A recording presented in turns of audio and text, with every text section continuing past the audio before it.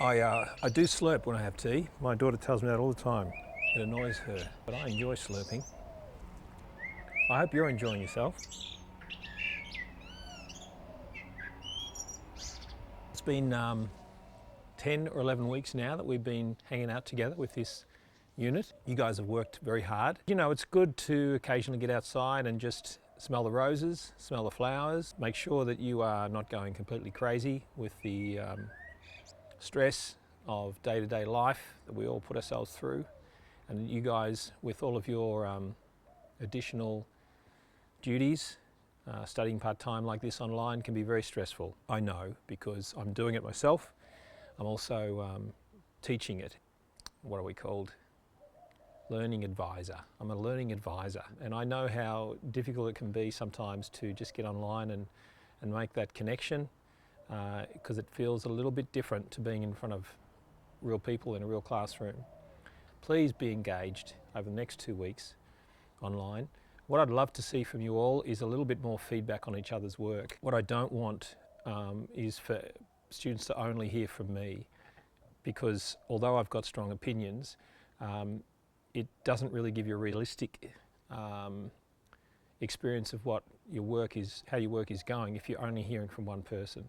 So please give each other feedback. Take the time, especially over the next 2 weeks when we'll be looking more closely at the design process journals and also the refinement of your posters, your information sheets. Please take some time to comment on each other's work and be really constructive. Be specific and be constructive. Forgive me if at times I've been a little bit blunt with my feedback. I know it takes time to soften and be clear, and sometimes I prioritise being clear and I don't prioritise enough time to softening that clarity. And I want you all to do really well. I want you to learn as much as possible. A couple of things, the deadline's coming up close. There's two aspects to the deadline. The first aspect is the printed information sheet. You must print it out at A1 and post it to me. You also then have to upload a high quality PDF of the same information sheet, and you also have to upload your 20-page design process document. You can go up to 24 pages if you wish, because you might wish to add a contents page and a new back and front cover, etc. This is an information sheet that you're designing. Although I've asked you for the 3 specific content areas, you might need to add to that in order to make your information sheets really valuable. For example, if you have a photograph, if you have an image, you must, I believe, caption that image. You must add a small amount of text near that image which entices me to want to read further and which explains something about that image. For example, if it's an image of a typesetter, perhaps you would say the linotype or phototypesetter device was popular for 27 years or 30 years or something like this, and really came into its power in the mid-80s, something like that.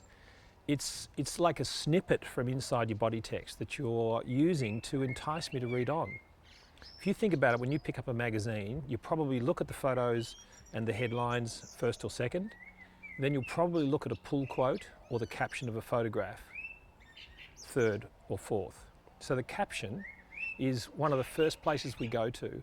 It helps us decide whether or not we will read further. Pulls me in, pulls the reader into your poster visually and with information.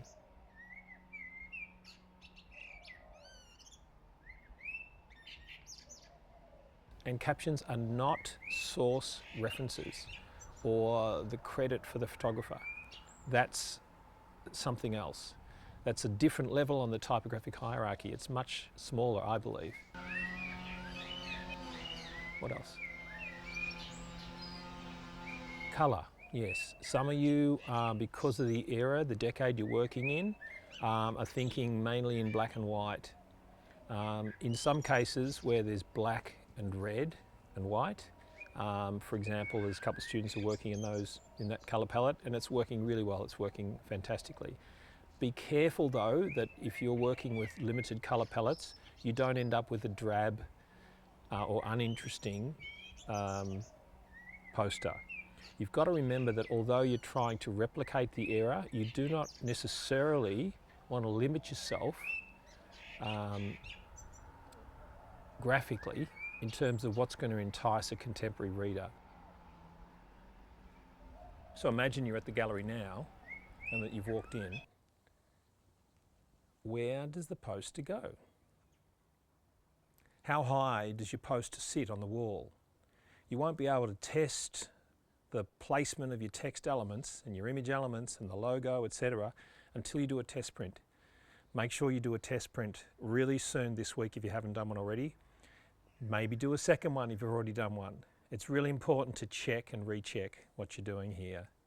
So please have a go at that test print, put it on the wall, hang the top of the poster, an information sheet about 2 meters off the ground, and see what it looks like. Do you have to bend over? If you have to bend over to read something, read some of the body text, ask yourself, is that a good thing?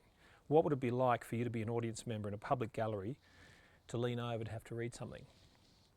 It would annoy me, but then I'm tall, so I kind of adjust for that. But if you're a relatively average height person and you have to bend over to read something important, I think there's just something wrong with the designer's placement of that text element. It's also crucial for you to check your line lengths. Some of you have got these really too long line lengths. Make sure that you opt for easily readable line lengths in your body text. I just use judgment. I just look at the thing and read it, and if I'm struggling to get across from the end of the line back to the start of the line, it's far too long. Also take care to look at the shape of your rag. If you've got text that's aligned left and a ragged right, line left, ragged right, look at the shape that your text is making and adjust it as you can by pulling in and adjusting the column width perhaps slightly, sending a line that's sticking out too far to a word that's sticking out too far to the next line. Also, if you're using justified text, play with the justification options. You can adjust the minimum and the maximum word space that justified text will set in InDesign, and that can make a huge difference to the avoidance of massive rivers. River, by the way, is an unusually large word space. You want to get rid of those, so do whatever you can to get rid of those. The preset is really quite good, so be careful, don't play with it too much.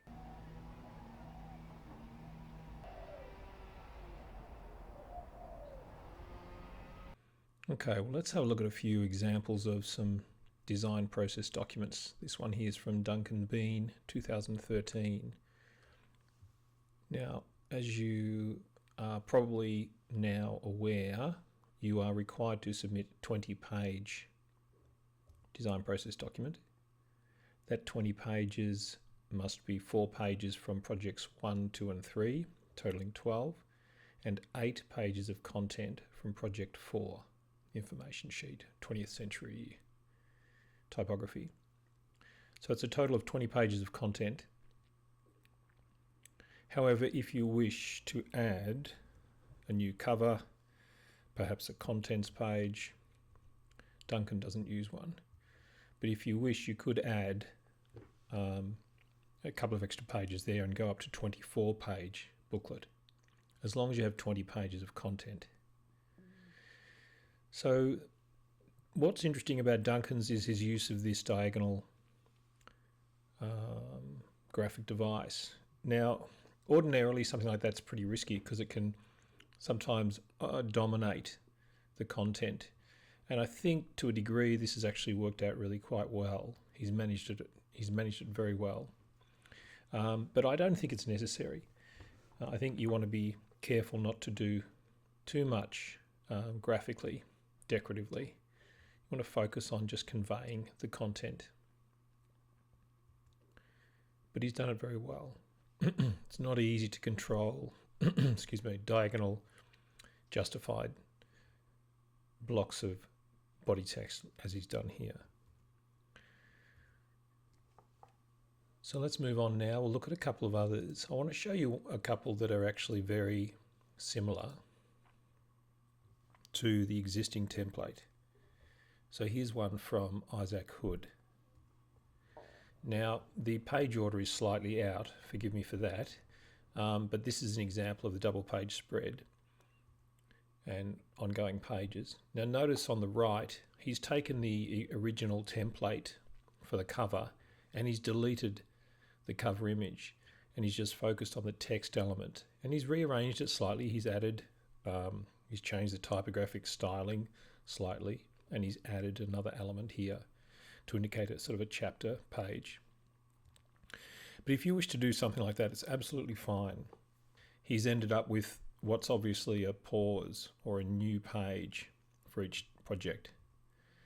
And there's certainly enough content there to convey the information he needs to convey. And what's nice is when you see a sequence going from that fairly sparse layout to a slightly more, a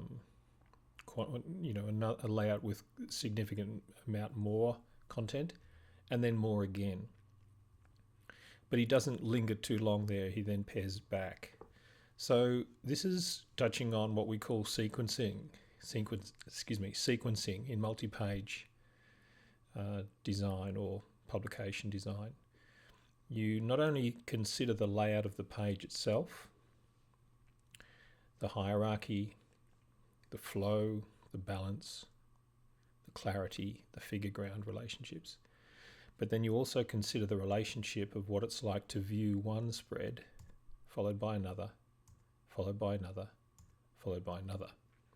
And that's the sequencing. So whenever you go to any multi-page document, you're experiencing a sequence of compositions. And as the designers, you have to take those into account. And generally, the grid, if you are consistent with your use of the grid, consistent with your typographic styling for headings and body text, then you can afford to change what happens from spread to spread in terms of the composition, because there'll be a consistency in the grid and the styling enough to hold our attention and to make us realize this is the same document, this is the same communication that I'm looking at. But then the change in the composition actually keeps our attention more so, because we're not sure what's coming next. So a couple of things here. This is the same grid and the same margins as is described in the original template. However, Isaac has changed the styling for the body text, and he's changed the styling for the headings. He's increased the size of his heading, he's set it in a particular color, and he's set it in a sans serif font. I want to show you though a fairly, I believe it's Timothy's, yeah.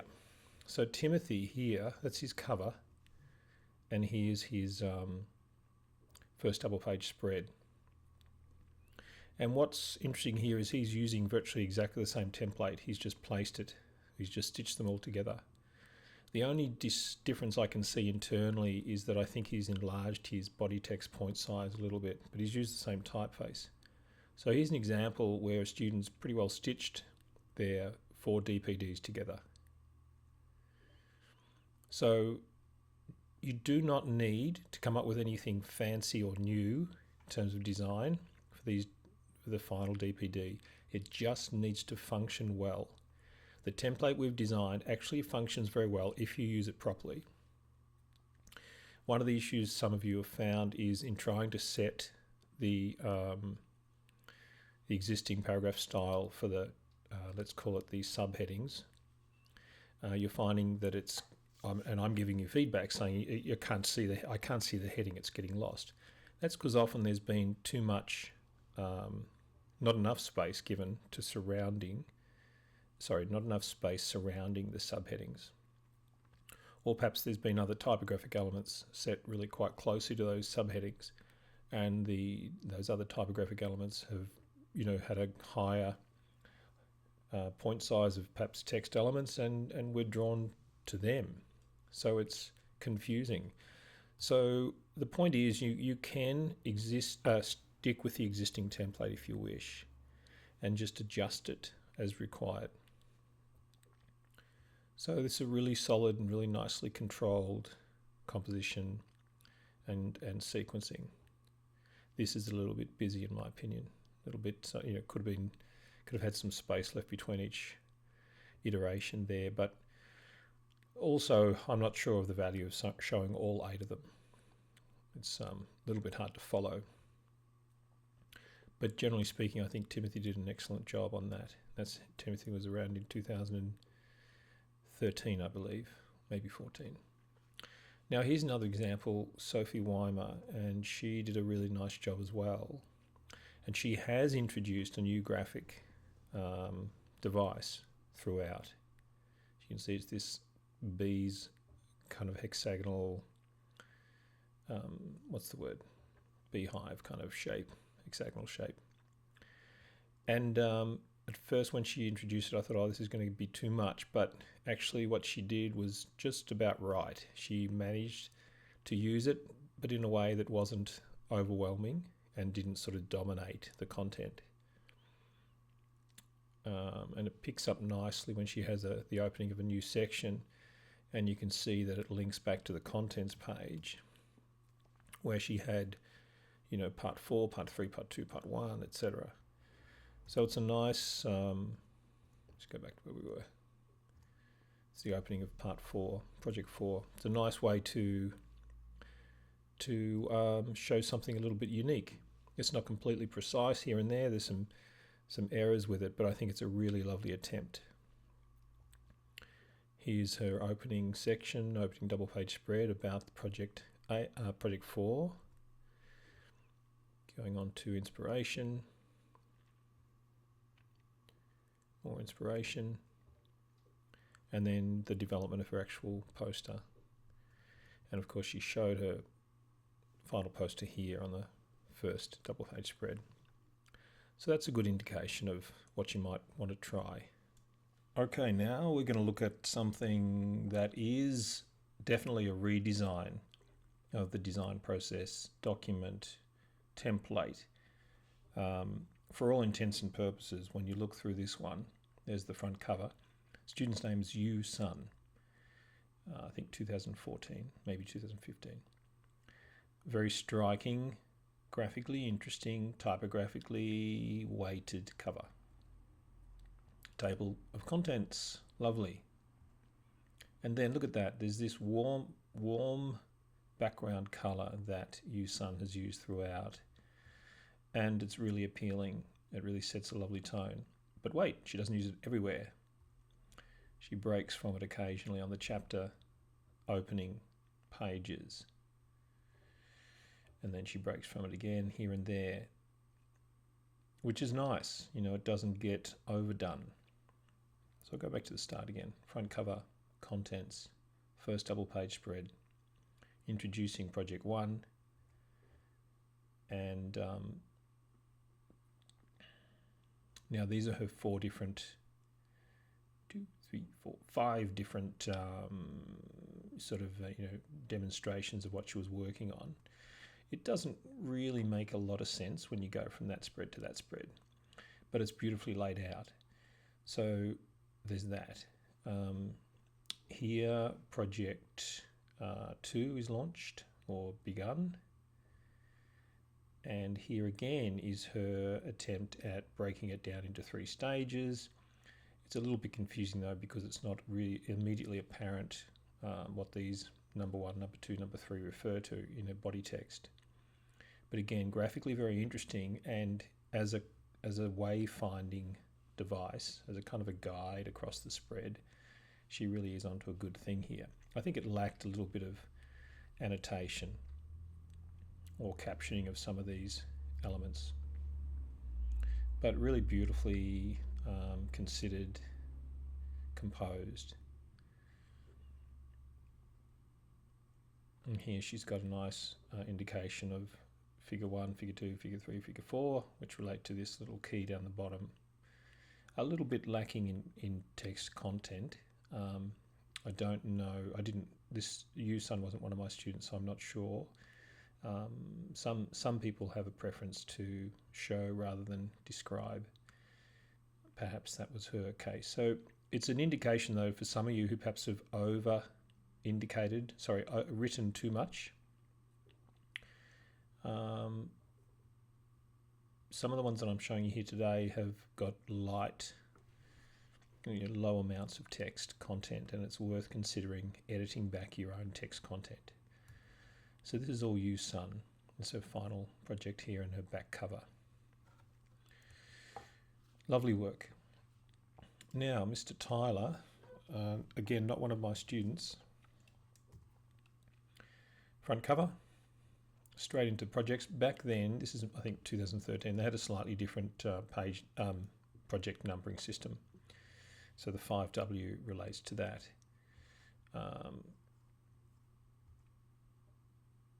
But you're just looking in terms of composition and layout. It's the existing grid and margin from the template we provide you, but he has obviously changed the typographic styling for body text, captions.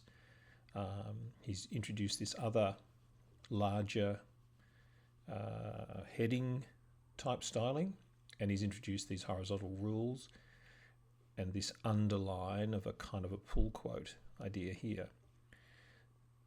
Now, I think he's done this really well. I think the typographic hierarchy that he's designed and set for himself is working really well. There's heaps of distinction between each.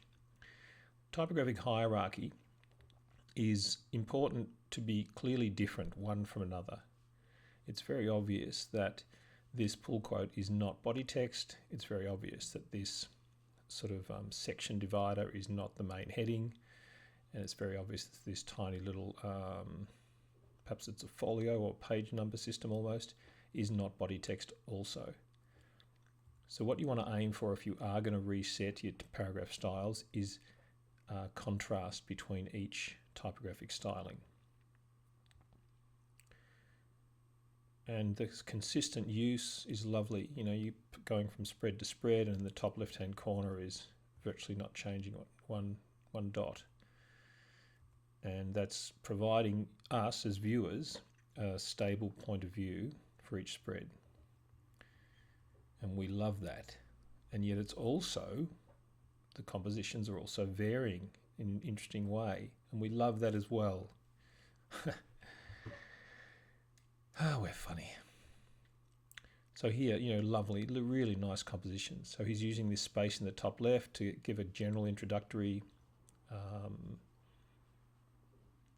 description or annotation of what's going on that page. His heading is really clear, work in progress. Oh, this is his work in progress. Proposal and topic content. Oh, I see, this is his proposal. Project 3, right. Now I know what I'm looking at. Make sure you have headings for each page so that you tell me what I'm looking at. Don't make me read 9-point body text in order to understand what you're showing me. You'll turn me off, and I don't mean just me. You know, you've got to be clear as designers. You've got to indicate at each step of the way what it is that you want me as the viewer to do. If you want me to keep reading, you better make it interesting, and you better tell me where I am and tell me where to go next. All of these things are done by the layout, by the hierarchy, by the use of negative space, by the use of color, by the use of typographic styling and grid. So that's that one. Now, Andrea Fernandez did a lovely job too, but again, she was very light on in text. So I'll show you that as an example, not necessarily of something that you should follow, but just as an example of what's possible if you do have not a large amount of text. Front cover, contents page or spread, first project opening, and second project final first project final outcome. Second project opening, and on the right, second project final outcome. Third project opening. See, not much text, just a little bit down here. I think she needed some more captions on each of these. I think she's lacking, you know, here, see that little caption, the original document? Oh, great, I get it. And here, the basic framework of the reconstructed soul. Excellent. See what a caption does. Captions are wonderful. Look at that. I know what I'm looking at now. That's what a caption is, guys. It's pretty simple. Okay, and then Project 3, double page spread. Number 2 is the final outcome. Project 4, introduction. Bit of a mood board scenario. Second page of Project 4, some sketches. Third double page spread of Project 4, showing a final design there on the left, and a little bit then of how she actually made the artwork, it appears. Showing a pin-up, her test print there, and the final. Actually, the one before that mustn't be the final one. No, it's not. It's a slight variation. And then the back cover. Really nice work. And Andrea was one of my students. Now I think that's all. Oh no, I will show you this one. But look, this is sort of one that I think is a really interesting design. This is the front cover, Daniel Concannon, not one of my students. I hesitate a little bit to show it to you because I don't want you to think that I want you to do something as form-driven and sort of cool as this. Right? It's very cool what he's done. But I think it's almost too cool. It's almost too it's too driven by style. And there's very little content. Like, look at that double page spread. I mean, what am I looking at? There's not even a caption there. So I think he's very cleverly done a very, very interesting layout. I mean, these graphic devices here for each new project are fantastic, but I think it lacks content. So he's sort of gone too far. But, you know, fantastic work. Now here, suddenly he's got all this content, right? It's a little bit over the top after all that sparseness. But it's a really lovely thing that he's done for the most part. So you can go to town like this if you wish, if you feel confident. I don't want to hold anyone back. If some of you out there are confident enough to bite off something as new as this, then I'm certainly not going to stand in your way. But I do ask that before you do that, you ask yourself, are you confident enough to do it? And then if you are, go for it. If you're doubting yourself, your ability to do that, maybe stick with the original template and just be prepared to adjust anything or add anything to it that you think it needs. But don't drown yourself with too big a challenge at this point. Good luck over the next 2 weeks. I look forward to seeing you on discussion board this week. Good luck catching up. If you're struggling and a bit behind, you can do it. Just make sure you go through each step of each week over the last 3 or 4 weeks that has been outlined for you. And if you do it step by step, you'll get there. All the best. Thanks for watching.